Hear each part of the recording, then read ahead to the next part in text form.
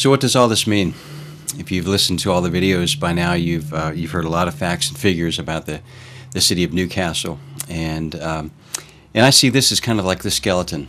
And for this to really have life and flesh and have meaning, obviously you need to bring your unique calling to this.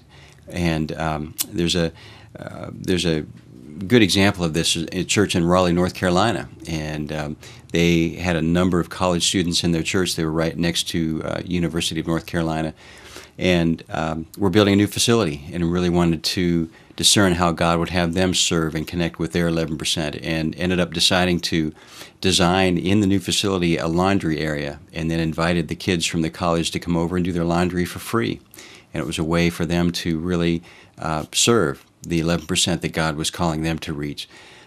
So it doesn't take a lot of staff necessarily, it doesn't take a lot of money, it just really takes some time to step back and discern who you are. In fact, this is the process we often talk about, where we discern the code, who we are, how God has uniquely blessed us, and then the context, which is what we've been talking about in these videos.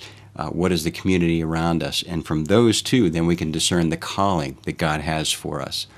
So there are just 3 or 4 things that I'd encourage you to think about as you begin to look at ways to serve and connect with your 11%. And these would be good things perhaps for your church leadership to discuss and to think about and pray about.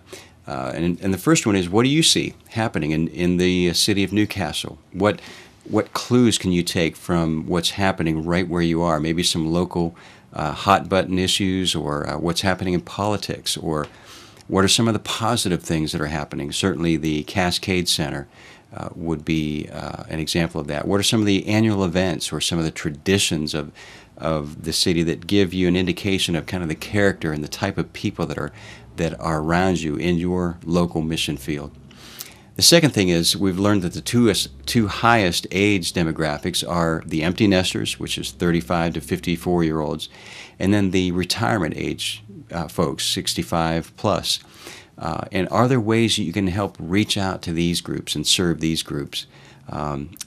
There's an organization called Halftime that Bob Buford began, and has a tremendous amount of resources for people that are sort of at that middle age point and beginning the empty nest syndrome. The website is halftime.org.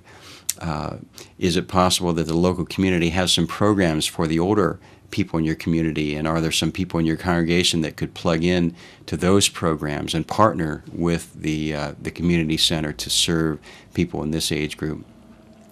The third thing is that we learned that the third highest age group concentration is the school age kids from ages 5 to 17.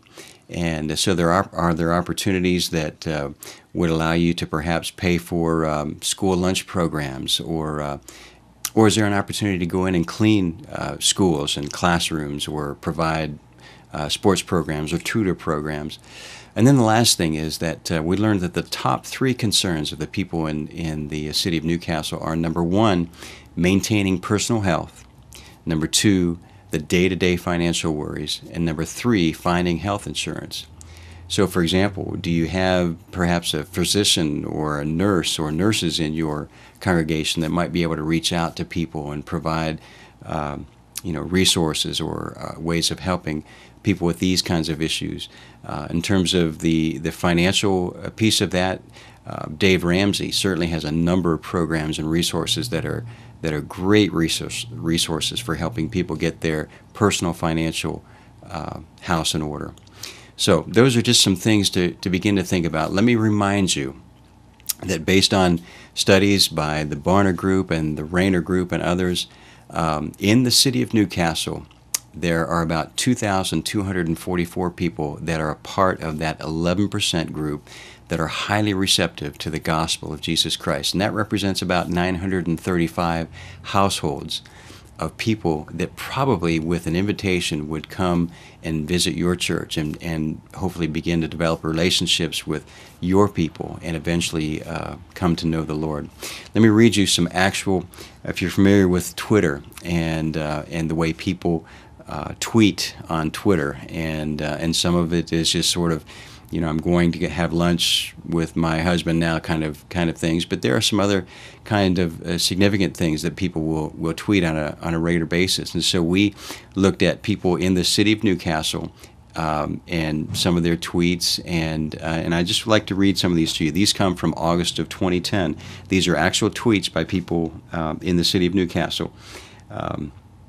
One man said, "Too early in the day to be stressed. Who wants to work as my personal assistant and organize me?" Another lady said, "Feel kind of lost without my little guy during the day now that school has started. Too quiet. Never thought I would say that." Another girl said, "2 days until my son comes home from boot camp." And then someone else said simply, "I need a job." So those are actual tweets from the people of Newcastle. There are people that need to know the love of Christ in the city of Newcastle, and I believe that you can help reach out and serve and connect with them.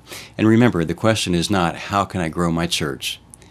The question is, how can we serve our 11%?